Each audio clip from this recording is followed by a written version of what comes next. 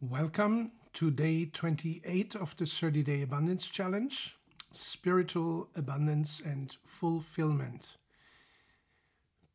After yesterday's look at numbers and physical realities, today we are going to the spirit side of things, consciousness side of things, and we are exploring how much abundance is there, how much fulfillment is there in this spiritual world, of which we are all part of and from which we all have come into existence. We start, as usual, with some music, the Om mantra as a symbol of completeness, of abundance, and of fulfillment.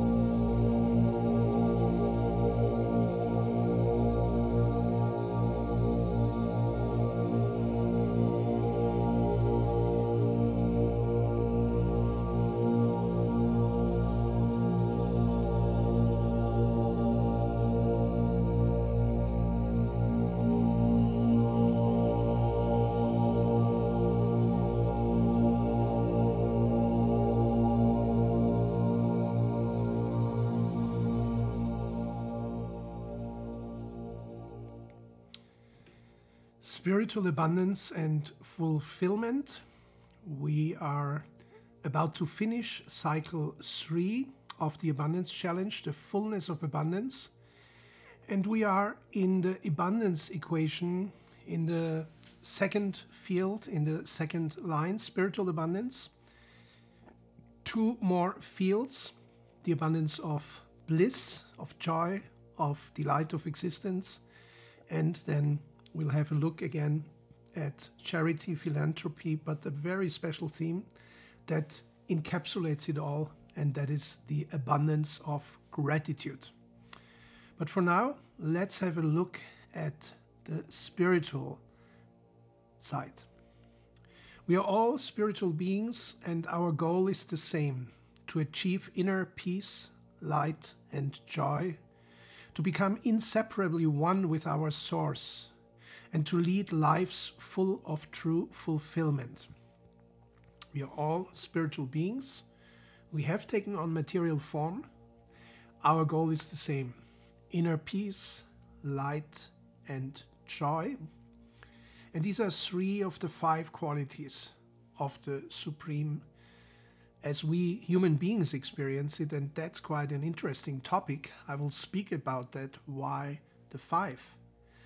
But before we go into the 5, we have a look at the 2 and the 3 and what they mean in context of spirituality and spiritual abundance.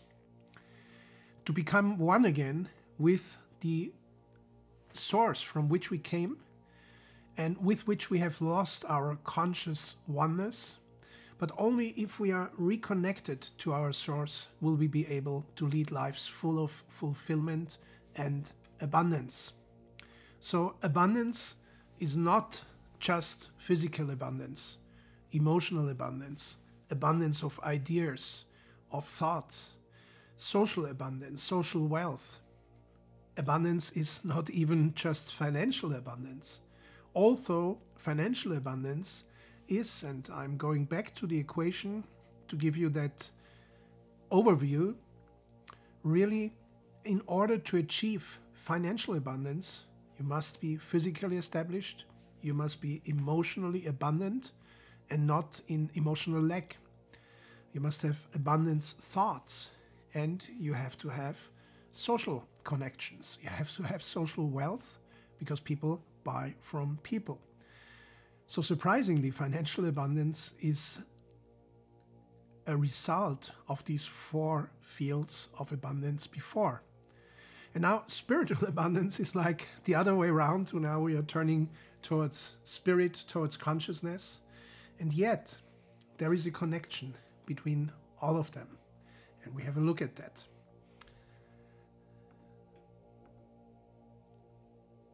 Spiritual abundance and fulfillment. The most important steps to reach the spiritual fullness is to come from division. It arises with dichotomy. It can lead to doubt, being of 2 minds, and it can lead even to divisiveness or separation. This is the 2.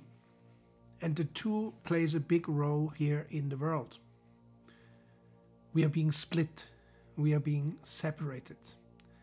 And when the 2 become one, the third comes into existence. In terms of procreation, of course, it's obvious. It needs the 2, at least in the natural way, to beget a third one. Now, what is interesting, the 2 is only a line with 2 end posts, and you are oscillating if you are in a spectrum of 2. If you have 3, it's a triangle, and that means it's an area. It's something much more than just a line. So in order to reach more fullness, the step into the 3, into the Trinity, for example, the Trinity of Father, Son, and the Holy Spirit, of Brahma, Vishnu, and Shiva, of Creator, Sustainer, and Transformer, or Destroyer, whatever the case may be. And from Trinity then progress into the One, the Absolute, the Supreme, the Transcendental Source, which many people call God. So we are now in the 2, we are split, we are separated. Through joining the Trinity, we come back into the One. This is what was outlined here in that quote, to become inseparably one with our source. And as a result, to live lives full of true fulfillment, we have to go through the 3, because the 3 overcomes the 2. What does it mean practically? Practically, it means that I'm speaking in the terms of the abundance challenge of your inner source, your higher source or highest source, and also the planet on which we walk, Mother Earth. So it's also a trinity. Those who are only looking for spirituality in terms of God or the highest consciousness or the higher consciousness, and soulfulness or the heart-centeredness, they are missing out groundedness. They are missing out the earth factor, because after all, we have a physical body. So we must be well grounded and well connected with Mother Earth and her energies. In spiritual terms, you very often have the Trinity like the Buddha above the head, the Buddha in the heart, and the cosmic Buddha, or the Buddha nature, that is all. The Buddha nature, cosmic Buddha, it's all. The Buddha in the head, above the head, and the Buddha in the heart help you to grow into that all-encompassing state of Buddhahood. This is very reduced, you could say. There are no father figures like God the Father, or mother figures like God the Mother, or the Son. And I'm always thinking, why not God the Daughter? Because every woman, of course, is a daughter of God. So in Buddhism always we have a little bit that formless aspect, the Advaita aspect, the one without a second, which basically remains in the one and doesn't even want to go into twofoldness, into split, into separation.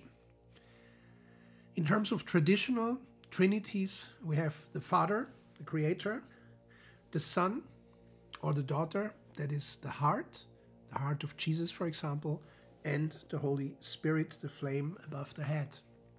Or Brahma, the Creator, Vishnu, Sri Krishna, again the heart, the sustainer, and Shiva. And what is above Shiva's head? The sickle of the moon, the Ganges coming into existence, the snake, which symbolizes the Kundalini energy, our life energy, and going beyond the crown. So Shiva and Holy Spirit, or the Buddha above the head, are all three indications of a reality just above our head. We talked about that also in terms of the overmind, the Paramatman, the higher self above the head. Now, how does it unfold in our present-day world?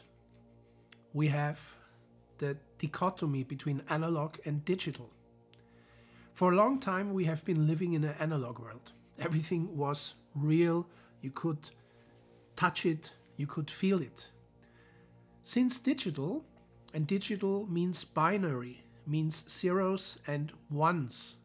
And the zeros and ones, they don't even give you any picture unless you have a code, unless you have a codec that deciphers the meaning of these ones and zeros. And that's typical of the technosphere we have been becoming part of more and more. However, we are biological beings, we are part of the biosphere, and whatever you integrate into your biological identity, let us say implants, let us say nanites, it's still interesting to see how fulfilling this will be for people. Or if when certain people become more and more part of the technosphere, if they become more and more empty. Because the technosphere is ruled by zeros and ones, by the two, which is the principle of separation. And it needs an extra code to put it together into meaning. How different is analog? Think of a vinyl record or a shellac in the old days. There is that,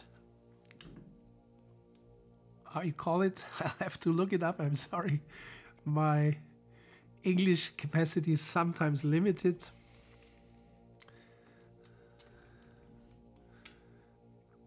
The groove, that's the word. The groove in the vinyl record has a topography. It has actually shape and structure, and the needle of the record player, the diamond, runs through that groove, and it really picks up what is topographically with plasticity inside that groove, which can be a whole symphony. And even when it's not amplified, if you hold your ear close to the diamond running through that groove of the record, you will hear something. Because it's real, it's analog. It has a structure, it has a shape, like a symphony has a shape. By the way, it's quite interesting that you can transform acoustic vibrations into a topographical shape within a very, very tiny groove. Think of that. But if you turn to a DVD or CD, it's all code. It's all just zeros and ones. So there's a huge loss of the completeness, of the plasticity, of the naturalness. It's only information. And this is a challenge that we have, and that people who are growing more and more into the technosphere have, because they're giving up something of their analog reality, which can be infinite, like we have an infinite universe. It is giving up being part of the biosphere to a certain extent, and we see in the last 30 years a rising number of civilizational diseases. And I won't go into that now, but a lot of the things like burnout or exhaustion or chronic depression has a lot to do with electrosmog and with other reasons. So we are natural beings, we are biological beings, and technology is a great servant, but a bad master. Technology is a great servant, but a bad master. And those who try to make it our master, you have to ask yourself, does this come from a divine source, or is there other reasoning behind it? Remember the old strategy the Romans implied already, divide et impera, divide and conquer. That's the two, divide and conquer. And you see it a lot nowadays in many countries, how much division. And you see it even in families, between dear ones, that they become split up. And that oneness that we all are looking for, because we are all coming from the same source, is in danger.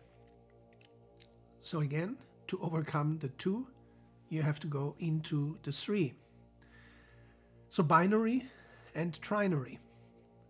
How binary code was already explained. Now how to become into trinary.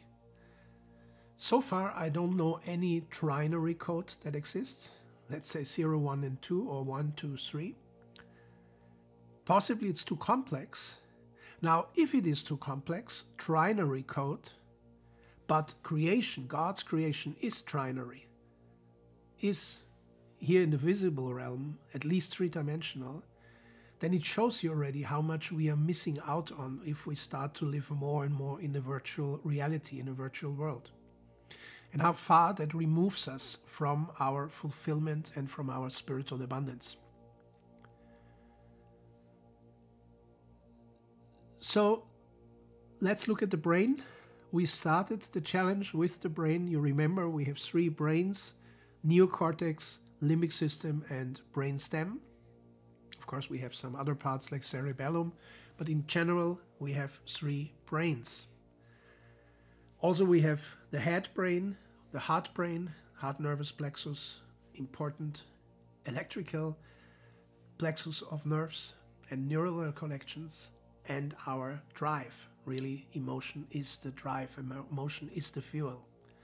And our belly brain, our gut brain, which has 10,000 times more neuronal connections than the head brain has. So we have 3 brains. What has it been reduced to in the public mind? What has it been reduced to in the mainstream thinking?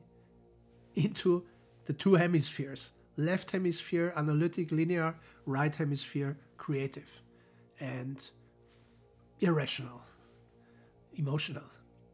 Quite interesting that the look of mainstream is only on the neocortex and only on these 2 hemispheres. Not at the 3 brains within the head brain, and not at the 3 brains like head, heart, and guts. So how can you grow into more wholeness, into more completeness, and thus into more abundance? Use your 3 brains. Become aware of them. This is why we focus a lot, also in the rituals, on different parts of the brain. So to bring it all together for you, to bring you out of lack. If you live in the 2, in the separation, or if you are reduced to thinking, oh, I have 2 hemispheres in my brain, then you're living in lack. The 2 leads to lack. It's always either or, this or that. Whereas the 3 is as well as. In fact, according to the Upanishads, it is this, it is that, It is both, it is none, and it is that which goes beyond all of this. And the Buddhist Mahamudra document says very similarly. It is this, it is that, it exists, it doesn't exist. It is both. There is existence, there is non-existence. It is none. That means there is even something beyond existence and non-existence. And it is that which goes beyond all of that. Mahamudra, Upanishads, Vedas, same message. So out of the three, this and that is just the beginning. Then we have the as well as. Out of that three, this, that, or both as well as, we are growing into abundance. We are growing into infinite possibilities. And while that is puzzling for the normal mind, I'm sure your brain, your regular neocortex is now flipping a little bit, because normally it's easy to think just in kinds of two, like binary. But you're leaving out a lot. You're leaving a lot on the table. You're leaving the whole abundance on the table. So we do not just have three brains, and within the head brain, three parts of the brain. We have also 3 points of consciousness. Carlos Castaneda's teacher, Don Juan Matsus, referred to these points as assembly points. How we are basically approaching reality. How we are approaching this universal reality in which we are all sharing. That means basically we are all brains processing informations and sensory perceptions, and what we experience as the world really comes into existence in our brain. We all make our own world inside our brain. Remember when I said perception is reality? Remember when I said perception is projection? And remember when I said perception is permission? It's all of those. How you perceive is your reality. But what you project really is your reality. And then what do you allow yourself? That is your perception. And here is a big chance. In perception is permission lies a big chance. Because most people, they don't allow themselves enough. They reduce themselves. They don't have all the options. There's either this or that. They don't even think of as well as, and they don't think of 5 times win, win, win, win, win. Normal thinking is win-lose. Then we go to at least 3 wins. You win, I win, everybody else wins. And then you even more differentiatedly go into 5 wins. Whenever you have a situation where 5 different parties win, for example, you win, and by you winning, your friends win, your family wins, I win, and by me winning, my dear ones win, and the earth wins, the planet wins. Because we are conscious, we are taking care of nature. That's already 5 wins. Or you win, your company wins. The other people that are the employees of the company win when you win and when the company wins. Your customer wins, and when your customer wins or your customers win, then also their dear ones win. Or the whole economy wins when we have successful business enterprises. So you see, it's not that difficult to create 5 win situations. And they are the basis of abundance. That form of thinking, not just win or lose thinking. Now let's get back to these assembly points. Most people, just accessing this reality from our forehead. This is exactly this binary thinking. Most people, like at least 80% of the people, are perceiving reality from here. There is another assembly point or assemblage point, and that is in the back of your head, quite high up, but still beneath, like 2 or 3 inches beneath probably 2 inches beneath the crown chakra. And this is like an assemblage point that makes you also rooted in something that is not of this world. It is that which also aligns you and that which connects you with that which is beyond. So number one, assembly point number one, you are processing reality from here, from your forehead, from your lobes, frontal lobe, from your hemispheres. And then number two, something totally different, out of this world, reaching back to where creation started. Most people have lost that connection of this assemblage point in the back of your head.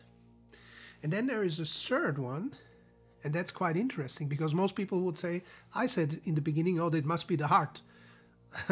The heart must be the important assemblage point. But interestingly, the third assembly point is movable. It is dynamic.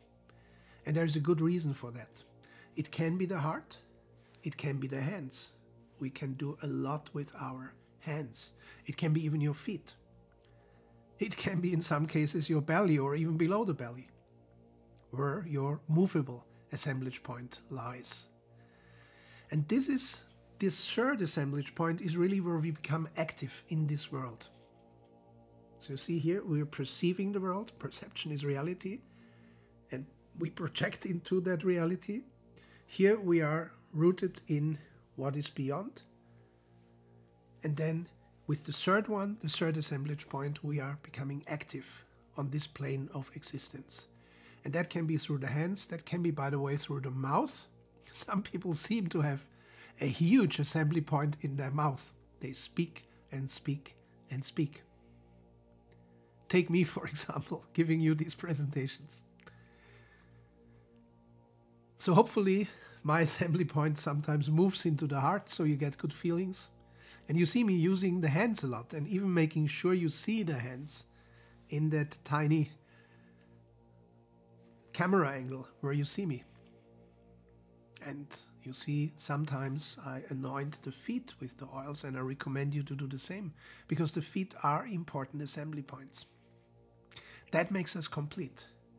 Now think about a virtual world. Think about people are becoming more and more part of the technosphere, part of the virtual world, video games, running your computer even just through your mind. Then you lose not only that connection, you even lose the physical, the movable, the action assembly point. This will be real degeneration. This will be dehumanizing. So anyone who spends too much time in the virtual world is basically being reduced only to this one assembly point. I hope that makes sense for you. Please leave a comment below the video if that makes sense, or if you have a question. So what can we take out of that? More love in the heart, more energy and action power in your hands, more movement with your feet. That's one thing. The other thing, more harmony in the belly, more peace in the belly, and less strictness in your head. In terms of the three brains, head brain, especially neocortex, very, very strict. People are very tense and dense in their thinking. So more harmony in the belly and peace in the belly. More action and love in the heart, brain, and more softness and gentleness and oneness in the head brain. And I know these things are hard to be processed by binary thinking. But it's important, because what is happening right now, when you hear all these things, we are creating many new synaptic connections, many new neuronal connections that are enriching. Your brain grows, your life grows. Neuroplasticity. So Trinity leads us to abundance, not duality or dualism. dualism leads us to lack. And here we have another example: matter, energy, and consciousness. There has been for a long time this separation of material people, materialistic people, and spiritual people, philosophical people, people of the spirit. What has been interestingly left out is energy. Energy like nature, like life energy. So who are these materialists? They can be both capitalist as well as communist. They can be hardened school scientists that only believe in physical reality. That's the materialistic people. Who are the spiritual people? They can be really spiritual, or they can be also becoming more structured, institutionalized. This is usually what's happening when a spiritual path becomes a religion. And that's quite interesting, because now the spirit materializes into structure, into commandments, into things you should do and things you are not allowed to do, otherwise you're a sinner and burn in hell. So quite interesting. Religion is a degradation of spirituality, of true spirituality, and basically is materialized spirituality. But between these two, like the philosopher caste, the priest caste, and the materialists, and here you could also include warriors, warrior caste if you think of that, as material people. However, warriors have to do with energy, as do healers, as do nature lovers, as do alchemists, as do Taoists, as do witches.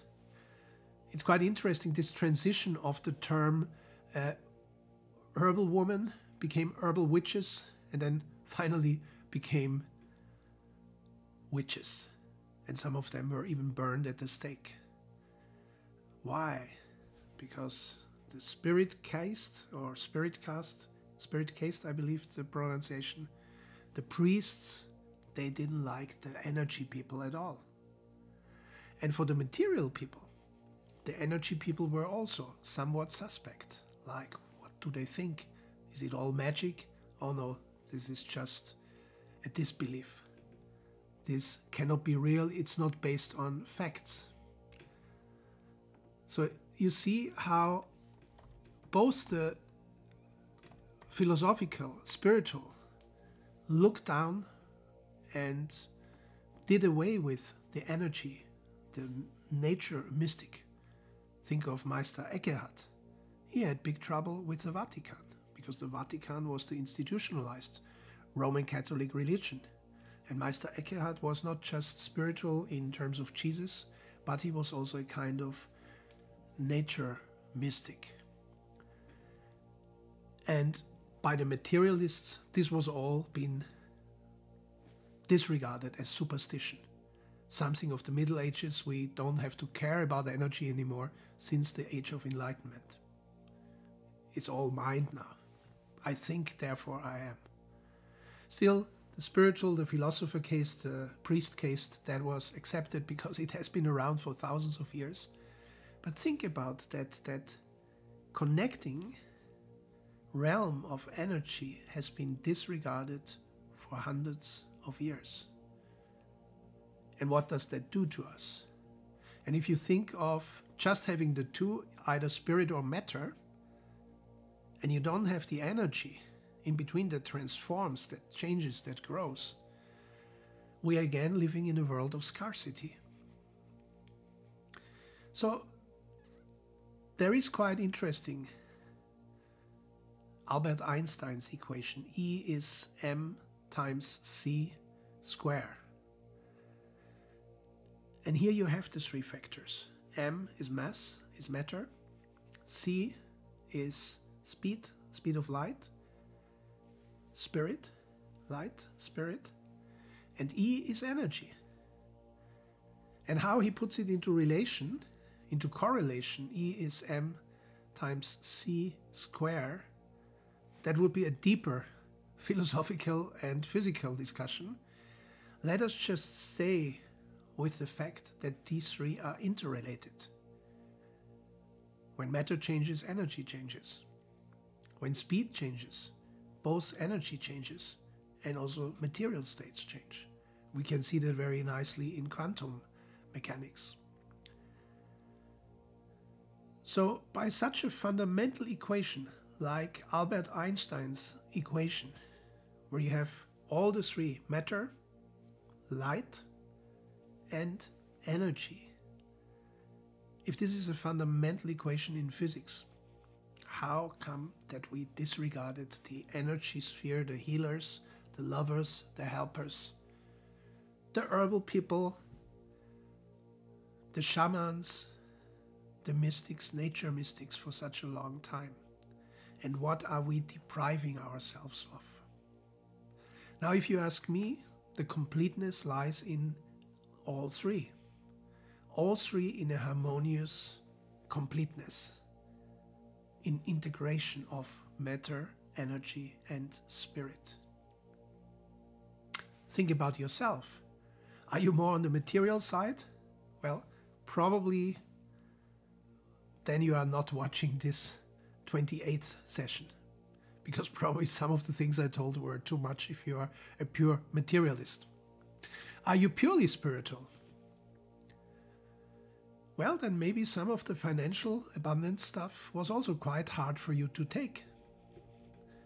Are you energy? Yeah, we had some nice energy sessions as well. You see, the abundance challenge is constructed in a way, in a holistic way, to bring everything into relation with everything else, because only then real abundance can be achieved. And so I hope that I'm serving your physical reality, I'm serving your spiritual reality, and I'm serving your energy reality. So, there is many more triplets. William Shakespeare worked in triplets. Steve Jobs believed in the power of three. It's the most effective presentation principle if you speak in threes. But here we have age-old triplets like Sat Chit Ananda, or liberation, realization, manifestation. What's that about? All the spiritual traditions believe in some kind of liberation. Liberation from a limited state, liberation from Maya, illusion, liberation from avidya, ignorance, or simply liberation from sin. Depending on the tradition, liberation is always there. Why? Because people want to be free. They wish to be free. Why? Because we have been created with a few essential fundamentals. Two of them being free will and that we are creators, that we are created after the image of God. And that leads to freedom. And then we have a system which always tries to put us into certain templates, certain forms, certain shapes. We are being informed. Informare, to be pressed into a form. This is what happens when you are informed in a binary way. Takes a lot away. So liberation is the first thing. And you could see also liberation from the two, to be liberated from separation. Realization is you realize all that you are. That's definitely the three. But now comes manifestation. So people are not just, and in a historical perspective, in a worldwide perspective, you find these three phases of spirituality almost everywhere. First they want to be liberated, then they want to be realized, God-realized or self-realized, and finally they also want to manifest, they wish to manifest. So we wish to manifest heaven on earth. We wish to manifest what we realize to be also manifested in this physical world in which we live. Now, what is being realized? Sat Chit Ananda. We talked about the different planes of the mind. Remember, unconscious mind, vital mind, emotionalized mind, concrete mind, abstract mind, higher mind, intuitive mind, illumined mind, overmind, and supramental or supermind, which goes beyond differentiation. Supermind is the one plane where mind can be total oneness. Already in the overmind you have these nature principles, these guiding principles or archetypes of the universe. But the interesting thing, supermind gets manifested through Sat Chit Ananda, and above Sat Chit Ananda is the absolute. And of course, above is a topographic term, which is just a help for our imagination, because God is everywhere, inside everything, outside of everything. That absolute is everything, and beyond everything, above and beyond everything, and yet inside everything. So these examples are often topographic because that's the way we people are working.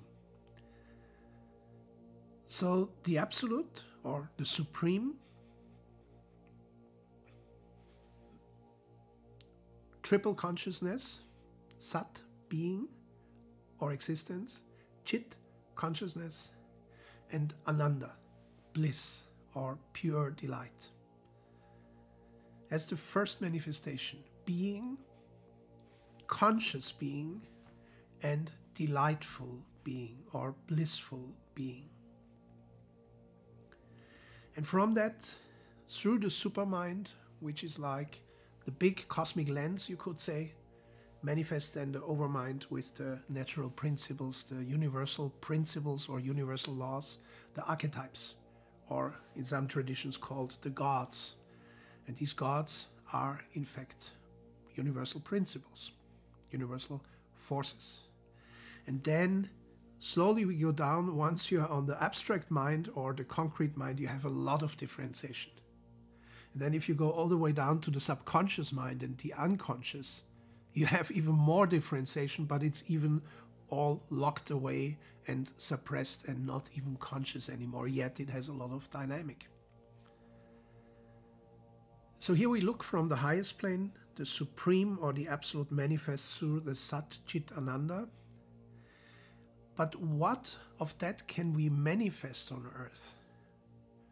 What is manifested? In fact, the 5 qualities of the supreme that we are going to look at now. And it's quite interesting that here it's not a 3 that is manifested, but it's a 5 that is manifested. Why is that?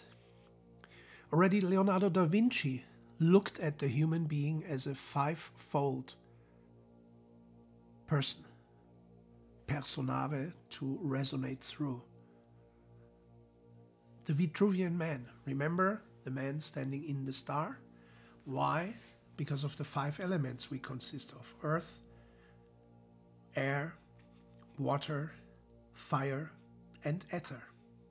Ether being the quintessence. Ether being quintessentials if you wish to manifest. That's the meaning of the Vitruvian man, and it took a genius like Leonardo da Vinci to bring that into a beautiful picture and symbol that almost everyone understands, at least on an unconscious level or superconscious level or even subconscious level. Now, like we are 5-fold beings, 5-dimensional beings, we have the capacity to manifest the highest in 5 dimensions here in our creation, here in our reality. And these 5 qualities of the Supreme, these 5 qualities of Source, these 5 qualities of God, that we, the 5-fold, the pentagram, the star, the quintessential human beings can manifest are love, light, peace, and power. And there's one missing. The quintessence here is bliss. Love, light, peace, and power They are like earth, water, air, fire. And you could argue, okay, is love more the earth, or is it more the water? Is peace more the air? Is earth more the power? And then light, of course, is the fire. So you come to some conclusion if you really want to draw parallels. However, bliss is beyond again, like ether or ether is beyond. It's a little bit outside the other four. And this is because bliss comes directly from the Creator. You see, the only quality in these five that can be manifested, that you see already in Sat Chit Ananda, before it becomes the undifferentiated absolute reality, is bliss. Bliss is already there, Ananda, Sat Chit Ananda, and yet it is a quality that can be manifested. And even we human beings often don't manage to really manifest the pure bliss, but at least joy, or even higher forms of joy, or some forms of delight. So let's have a look at that and meditate on that.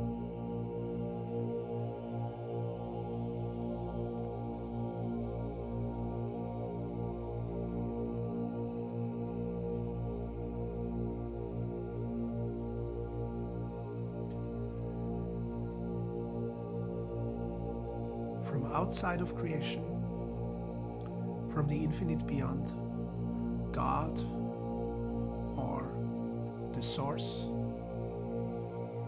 or the supreme, manifests this highest consciousness, highest spiritual consciousness, by an abundance that we perceive as love, light, peace, power, and delight.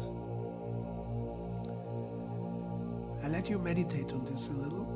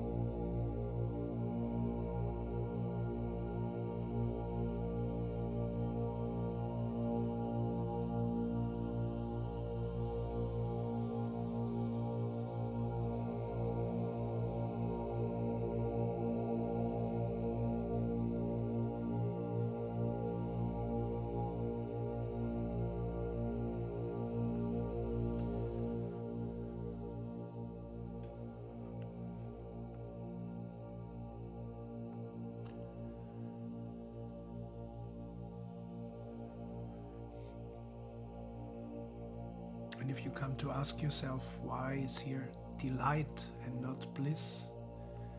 On the highest plane, it is pure bliss. But once we manifest it, we are going down the rungs of vibration. It becomes delight, becomes delightful. Further down it becomes higher forms of joy, then lower forms of joy. Further down it becomes merriness, jolliness, however British people call it. Further down it becomes fun, pure, innocent fun. Further down it becomes pleasure. Further down it becomes passion. Further down it becomes pain.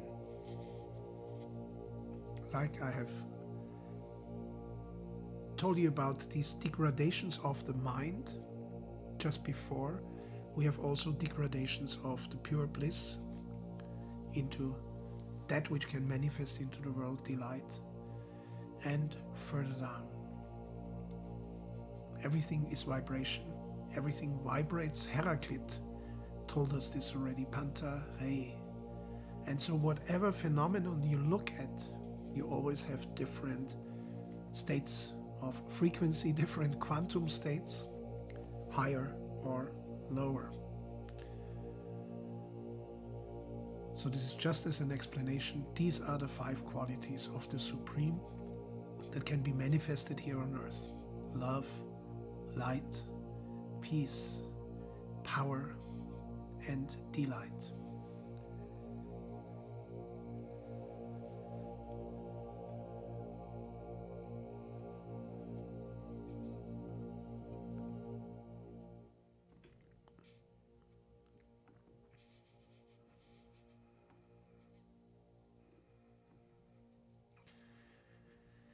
Let us turn to the rituals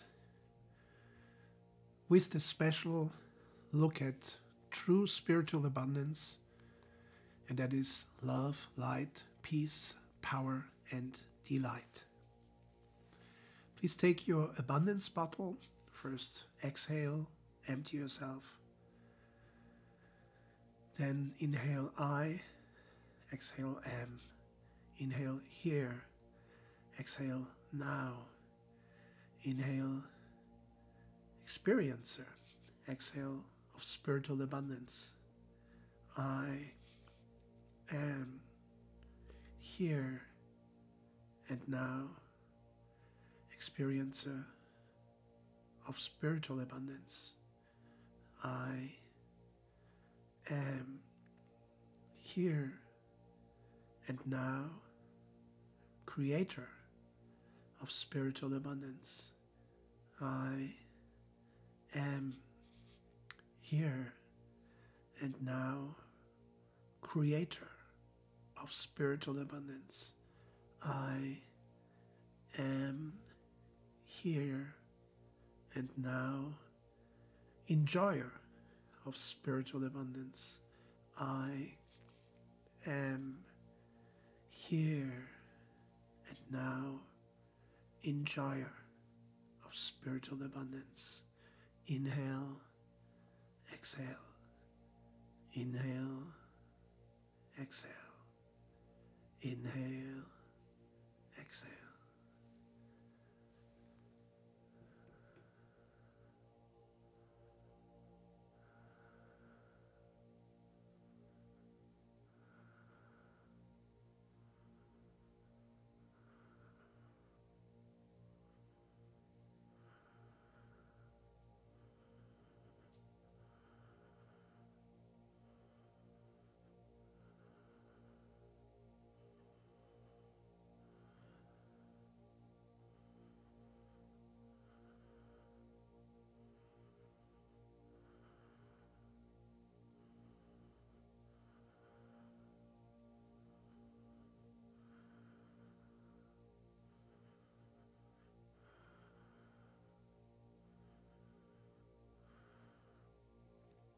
I am here and now, manifester of love. I am here and now, manifester of light. I am here and now, manifester of peace. I am here and now manifester of power. I am here and now manifester of delight. I am here and now creator of spiritual abundance.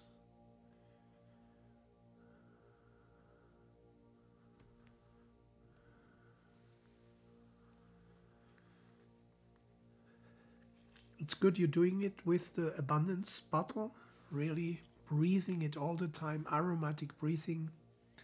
As you well know, it leads to neuronal growth. It leads to more neuroplasticity, according to very recent studies.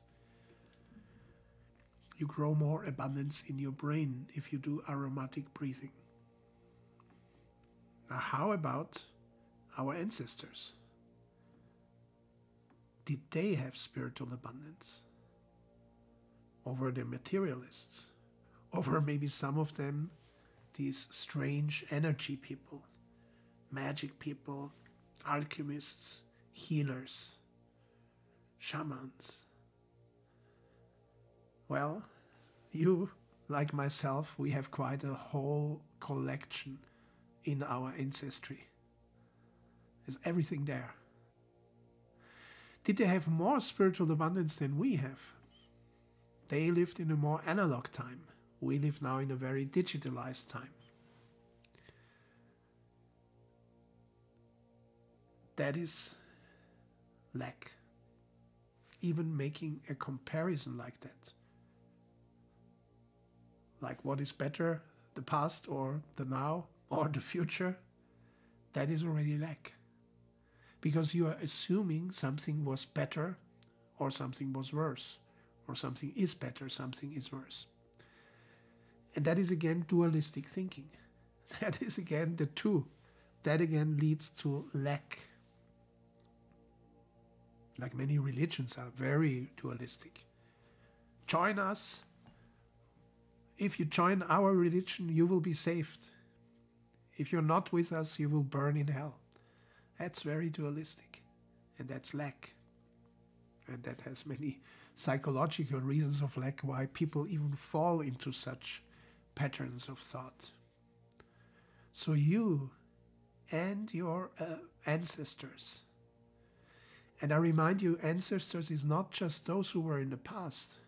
You are already an ancestor.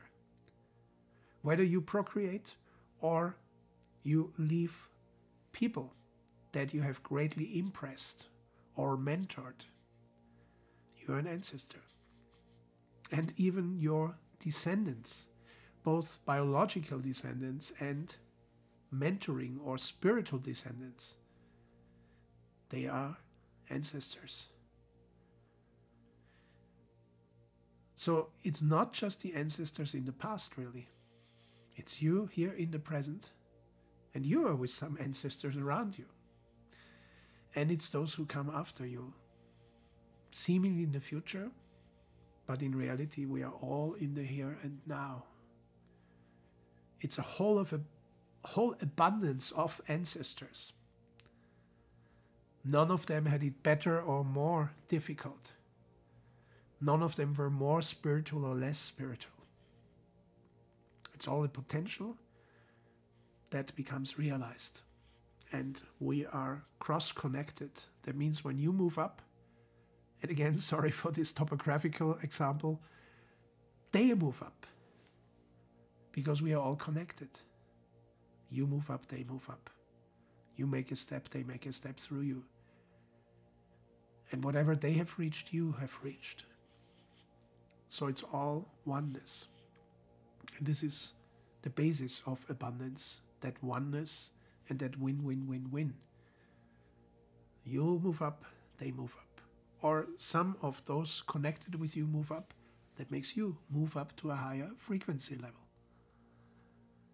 So let's do 3 wise men to connect with our whole ancestry, those behind us, those around us, and those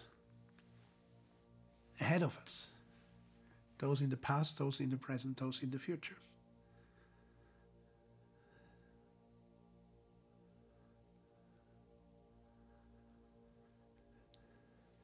Please apply 3 wise men on the crown, on the forehead, on the larynx and neck.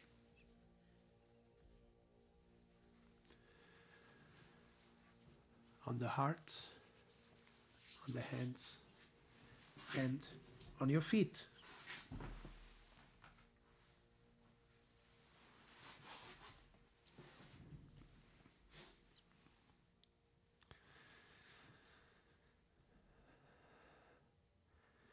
Immediately by now, I'm sure you feel the flow.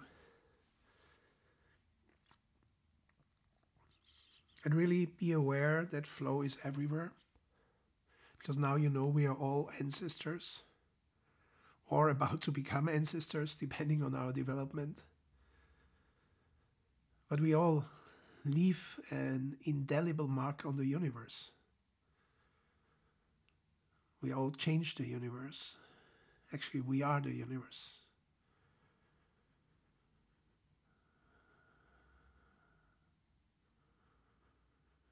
And you are doing aromatic breathing with 3 wise men, and you feel now this completeness and spiritual abundance and fulfillment of all the ancestors before you, with you, and after you.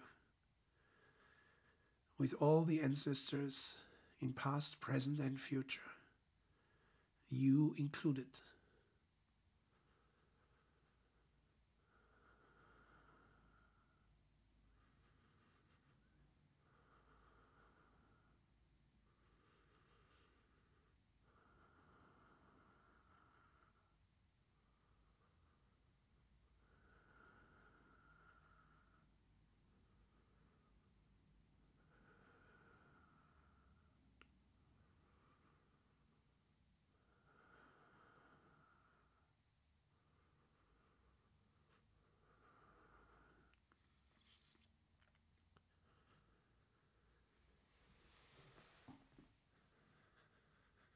How does it feel? Is there peace? Is there love? Is there light? Is there power? Is there delight?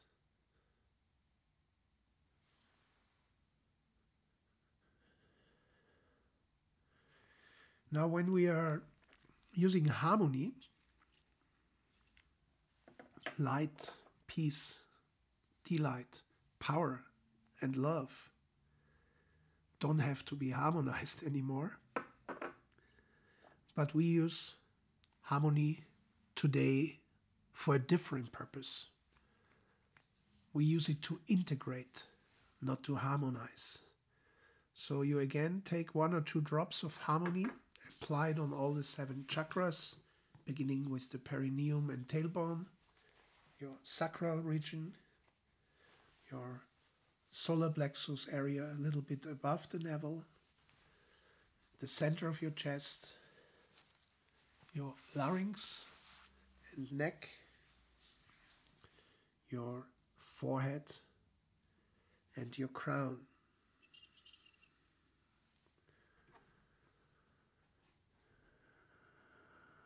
And you're now aroma breathing from the bottle.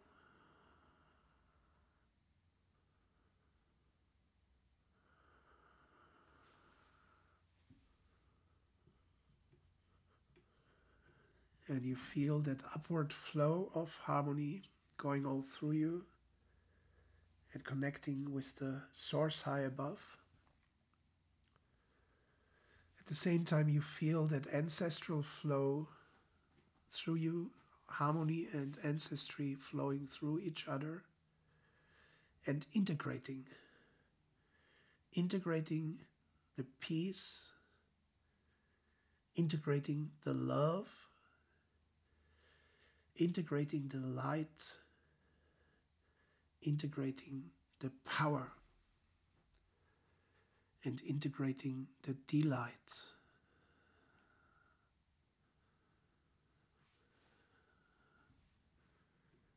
Integrating on a very deep level, and even integrating it on a very real and normal level. Your love, light, including wisdom light, your peace, silence, stillness, your power and strength and energy, your delight, your ecstasy or ecstasy, and even your reaching into bliss. These are all parts of your spiritual abundance that you're now integrating, not just for yourself, but also for your ancestors. All for one, one for all.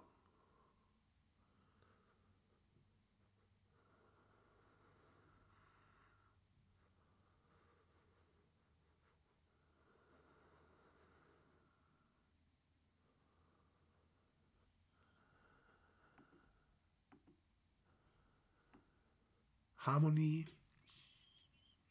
with this particular session for integration.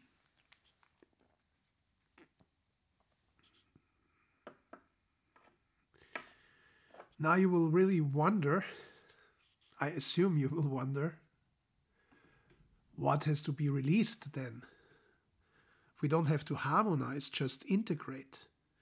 What has to be released? Maybe you're getting it already. Okay, you take 1 or 2 drops of release. You apply release on your base chakra, your sacral chakra, 2nd chakra, your solar plexus, 3rd chakra, your heart chakra, your throat chakra, Vishuddha chakra, and neck, your 3rd eye, and your crown. And then you are doing aroma breathing from the release bottle. And feel again that upward flow. By the way, you may notice release smells different this time. Harmony maybe smelled different this time. 3 wise men. Depending on your state of consciousness and your state of vibration, the oils always accentuate and show you different aspects.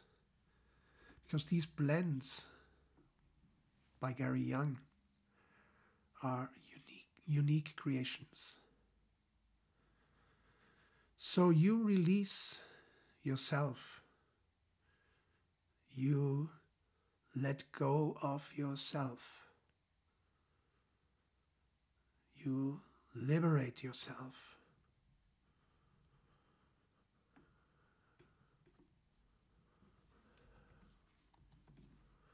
Release yourself in that flow and release all that bondage in the ancestral cluster. You redeem yourself.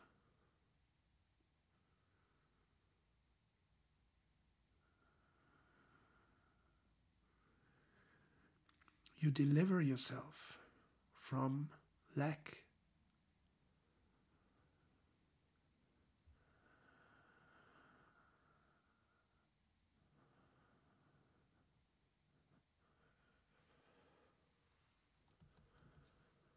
Feel this redeeming flow, this releasing flow,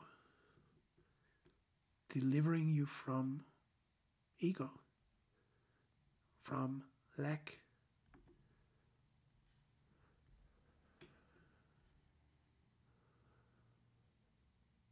Delivering you from bondage and limitedness.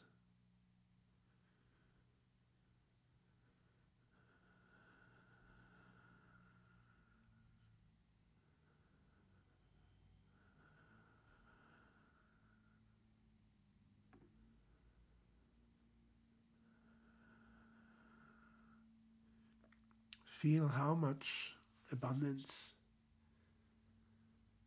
becomes naturally available to you as you are redeemed.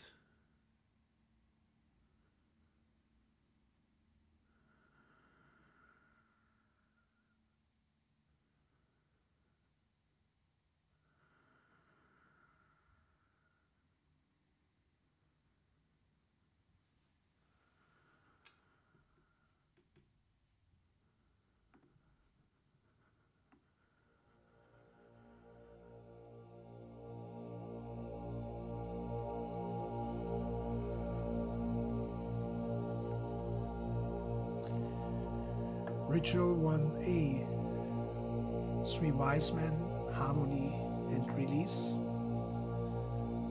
Today take on quite a different, higher form in accordance with spiritual abundance and fulfillment.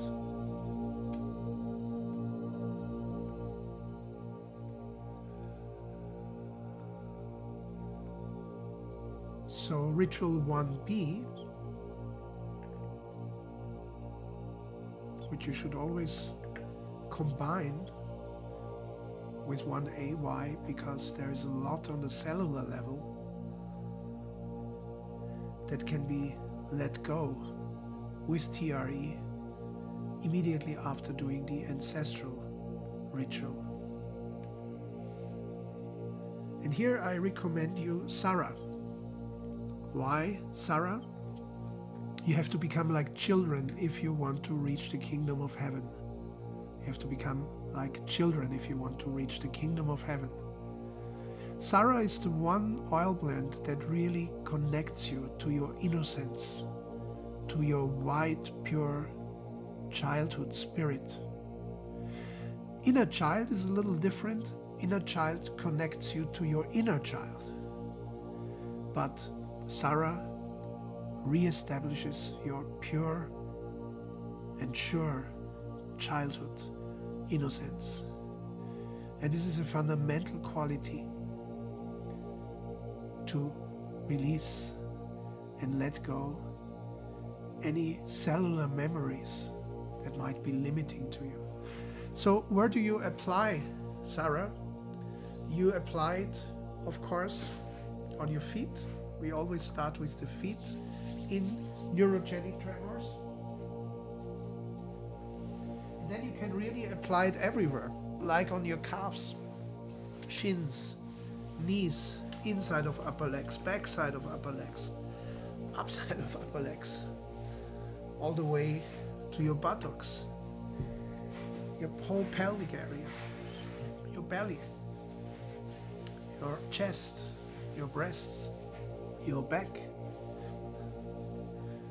your shoulders and your neck, and then also your jaws and facial muscles. Feel with that energy of Sarah how much of that young boy, young girl is inside each of your cells.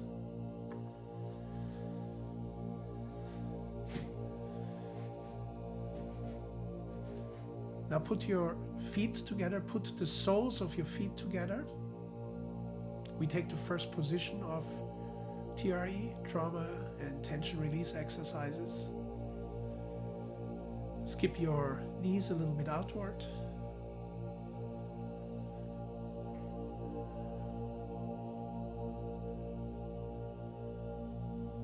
Bring them back in together. Skip them again a little outward. Bring them back together. And let the tremors occur naturally. Your central nerve system knows exactly what to do.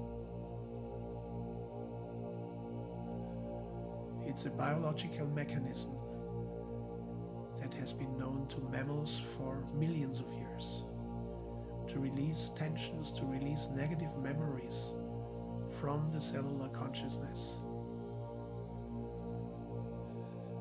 And now, aided and supported by the fragrance this childlike fragrance of Sarah.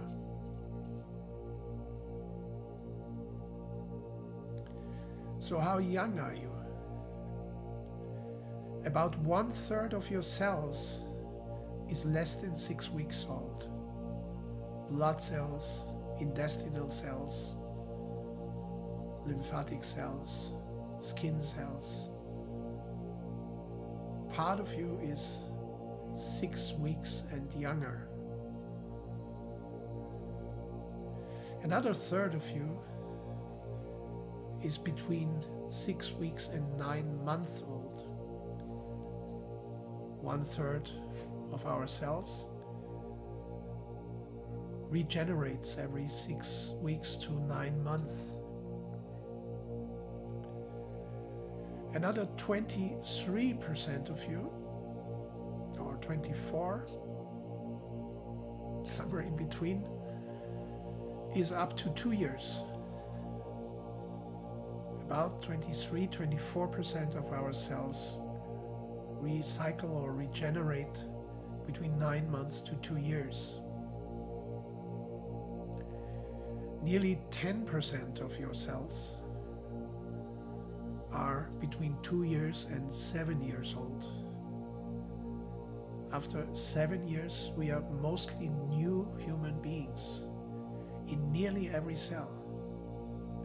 Well, there's a few exceptions, 0.001%. Certain nerve cells and bone cells, they can last up to 10 years before they become regenerated, recycled. But there is no single cell on you or in you that is more than 10 years old. Now, on average, how young, how childlike does this make you in your physical, in your cellular existence? 1/3, maximum 6 weeks old. Another third of your cells between 6 weeks to 9 months old. Another circle, another 23-24% between 9 months and 2 years old. And then about 10% being between 2 and 7 years old. 2 to 7 years old. And then very few, 0.001% up to 10 years old. We don't have to take averages. We just must agree this is very young. In my cells, I am very young.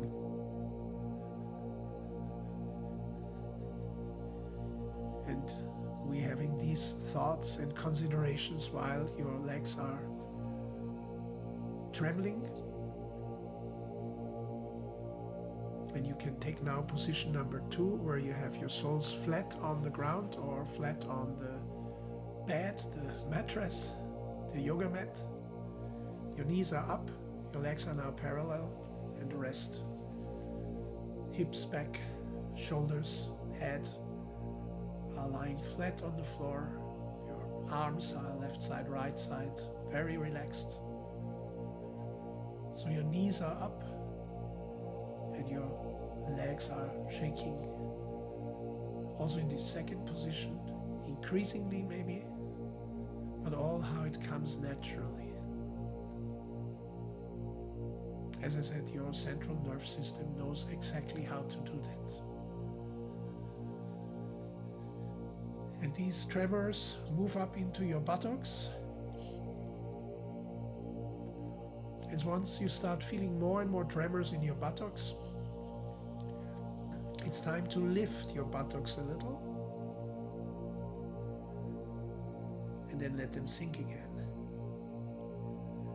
Lift your buttocks very slightly, very slowly, and then let them sink again, very slowly, very gently. And you do that till also in your lower body these tremors start to occur naturally.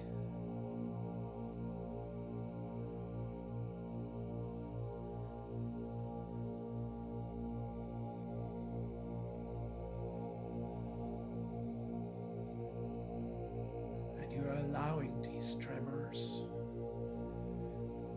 You feel how all energies and informations that are in your cells that are not serving you any longer are being released.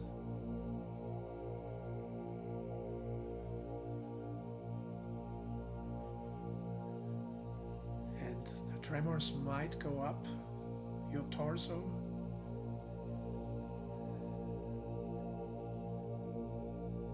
and in order to let those tremors reach the upper body, you can lift your back a little, ever so slightly and slowly, and again let your back sink down. You know that the purpose of these movements is to bring a certain exhaustion so that you start shaking. This is, by the way, the reason why there's altogether 7 or 9 positions that you take for TRE. But we are focusing here on the 4 central ones with which you can make your whole body tremble. If needed, please do the whole set of 7 or 9 exercises that Dr. Bercelli recommends.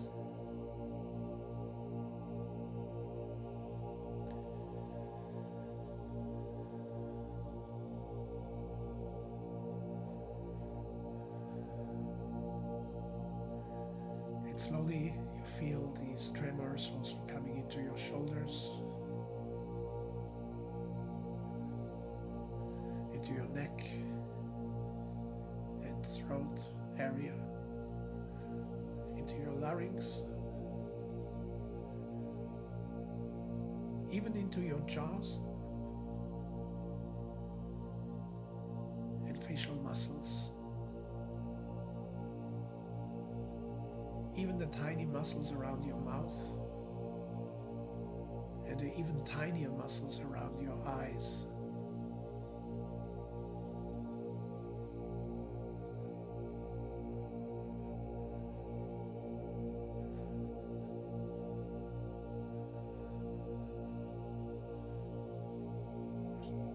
Again, releasing yourself, redeeming yourself, as to experience the fullness of love, light, peace, power, and delight.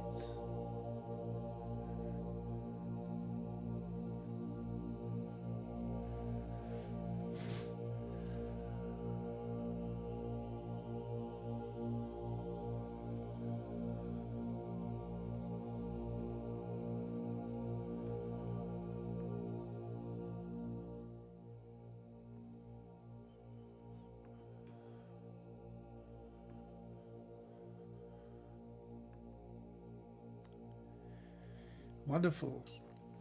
Well done. That's right. Abundance. Ritual 2. We are applying abundance on the crown for a sun of consciousness, sun of golden consciousness in our crown region. We are applying abundance on our forehead for another spiritual sun in our third eye. We are applying abundance in the center of our chest for our heart sun.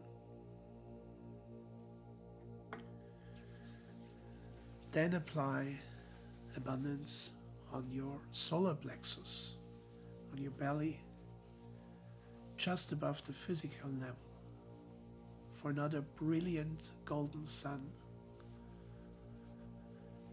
And finally, please apply abundance oil blend on your perineum and your tailbone for another sun, quite a strong sun at the base of your spine. And you feel the energy flow that comes from abundance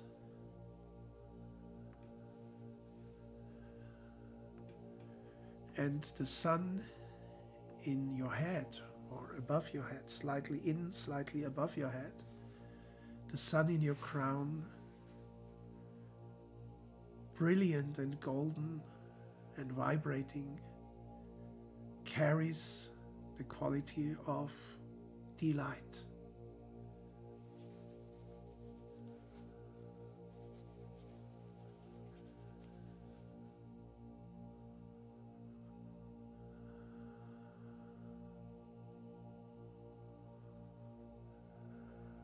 Your aroma breathing abundance,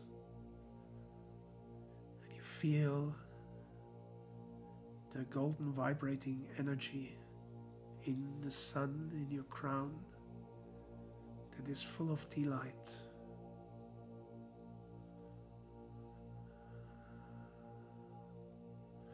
Delight is the one that is the least accessible, it is the highest quality. As I said, the full quality, the bliss, doesn't even come down to the earth sphere. Yet, with some exercise, you will feel more and more the delight, nectar delight in your crown.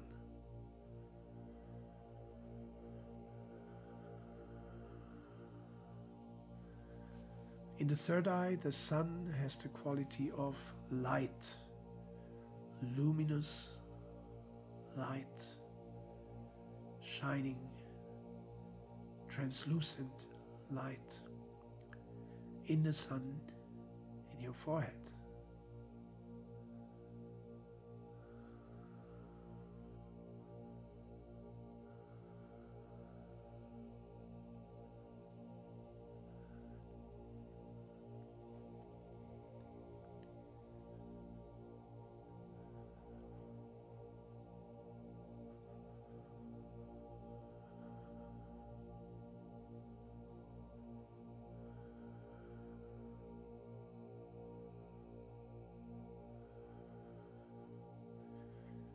In the heart, that golden sun in your heart has the quality of love, spiritual love, divine love. You feel delight in your crown, light in your third eye, love in your heart, sun.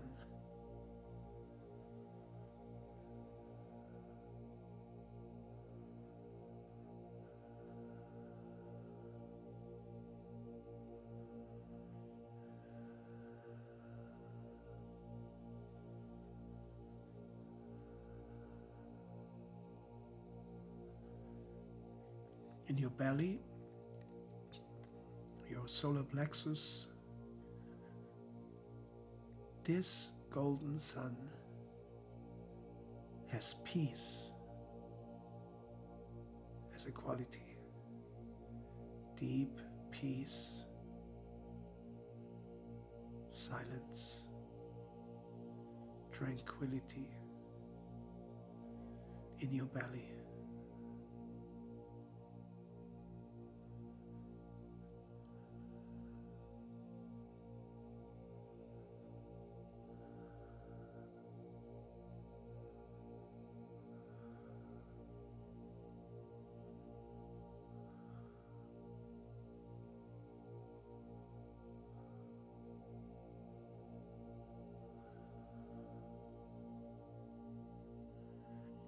Peace in the sun in your belly, and finally power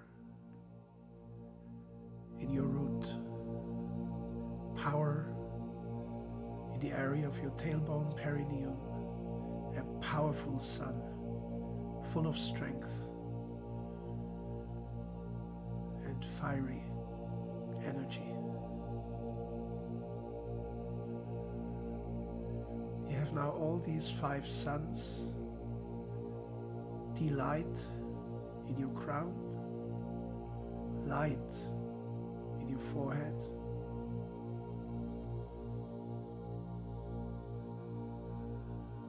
love in your heart, peace in your belly, and power in your root chakra.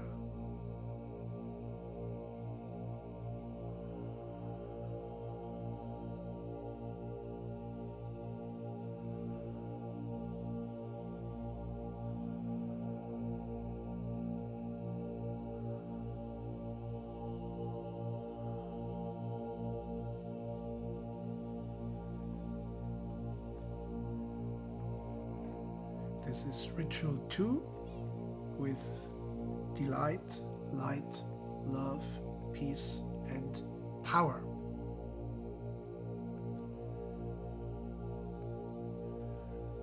Ritual 3. What does it benefit the world when I am spiritually abundant? What does it benefit the people around me when I am spiritually abundant? What does it benefit me when I am spiritually abundant? What does it benefit the world when I am spiritually abundant? What does it benefit the people around me when I am spiritually abundant? What does it benefit me when I am spiritually abundant? What does it benefit the world when I am spiritually abundant? What does it benefit the people around me when I am spiritually abundant? What does it benefit me when I am spiritually abundant?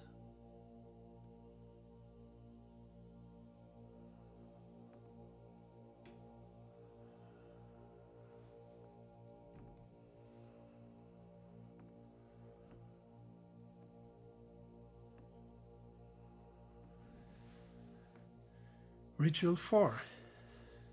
I receive spiritual abundance and fullness. I treasure spiritual abundance and fulfillment. I increase spiritual abundance and fulfillment. I receive spiritual abundance and fulfillment. I treasure spiritual abundance and fulfillment. I increase spiritual abundance and fulfillment. I receive spiritual abundance and fulfillment.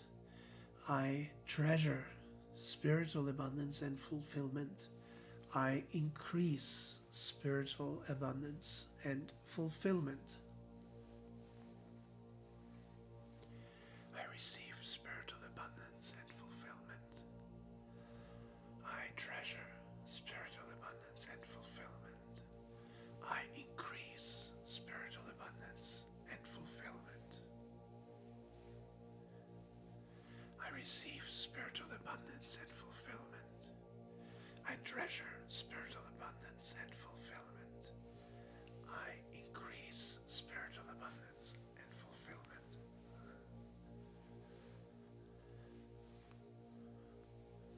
I receive spiritual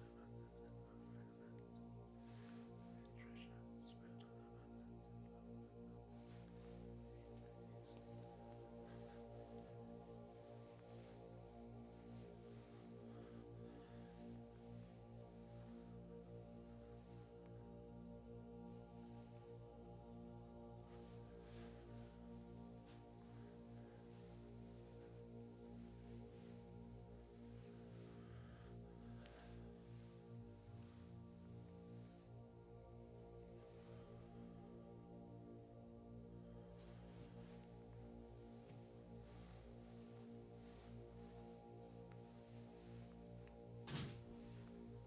treasure spiritual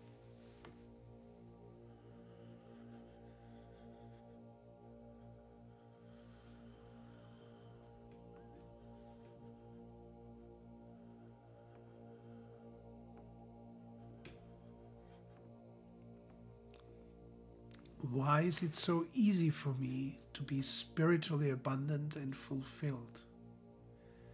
Why is it so easy for me to be spiritually abundant and fulfilled? Why is it so easy for me to be spiritually abundant and fulfilled? Why is it so easy for me to be spiritually abundant and fulfilled? Why is it so easy for me to be spiritually abundant and fulfilled? Why is it so easy for me to be spiritually abundant and fulfilled? Why is it so easy for me to be spiritually abundant and fulfilled? Why is it so easy for me to be spiritually abundant and fulfilled?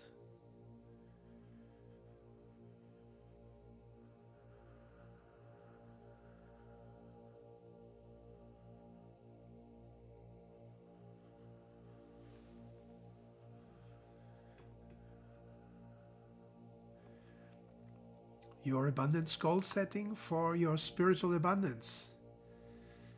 What is exactly the result? Is it to be guided by the divine will at all times? Is it to let go, release yourself, redeem yourself? Is it to reach God realization or enlightenment? Is it liberation? That is your spiritual abundance goal. Is it manifestation? Focus on what you're really after in terms of spiritual abundance, spiritual fulfillment. It can be also oneness, all-encompassing oneness. It could be also the perfect realization of material, energetical, and spiritual.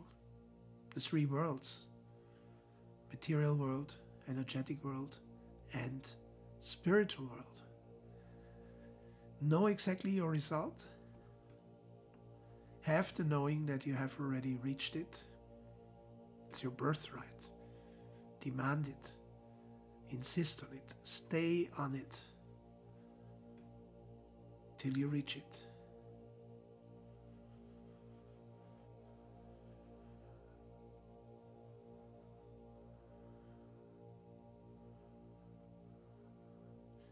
Set targeted actions, like the rituals and exercises we did today, as well as these abundance considerations. Remember the 2, creating lack; the 3, creating a field, the basis for abundance; and then the 5.